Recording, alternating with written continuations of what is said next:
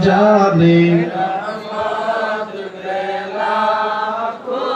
अलाम शम्ए buzz में हिदायत या इलाही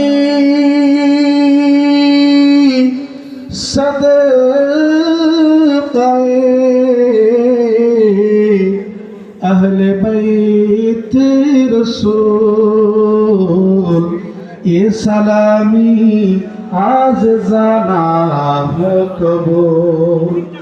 मदीने की चार हजारों सलाम, मदीने की चार लाखों सलाम, मदीने की चार करोड़ों सलाम, मदीने की चार बेहद सलाम। बलगल उला बिकमालिही कशफत दुजा हसनत जमीउ ख़िसालिही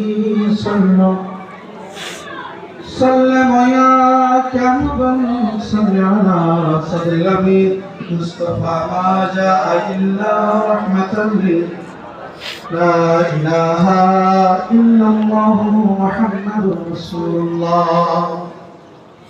সকলে আলহামদুলিল্লাহ পড়ি।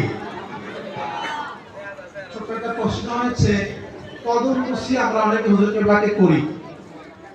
হুজুর কেবলাকে আমরা অনেকে কদম বুসি করি না।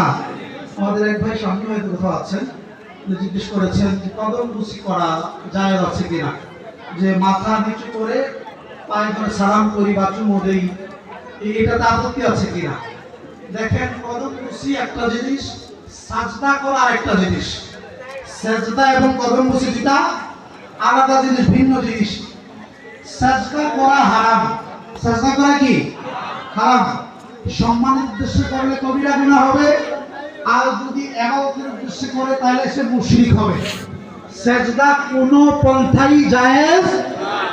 তবে পীর উস্তাদদেরকে, পিতামাতাকে, সম্মানিত বুজুর্গানে দিনকে, আলেম ওলামাদেরকে হাতে এবং পায়ে চুম্বন করা, যেটাকে কদম বুসি বা দস্ত বুসি বলি।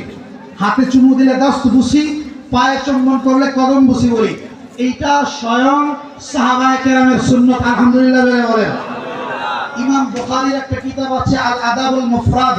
ওই কিতাবে, ইমাম বুখারীর লেখা কিতাব আল আদাবুল মুফরাদ, ওই কিতাবে একটা অধ্যায় পরিচ্ছেদ আছে বাবু তাকবিলির রিজলে, পায়ে চুমা দেওয়ার অধ্যায়। ওই অধ্যায়ে ইমাম বুখারী দুইটা হাদিস এনেছেন। সাহাবায়ে কেরাম বলছেন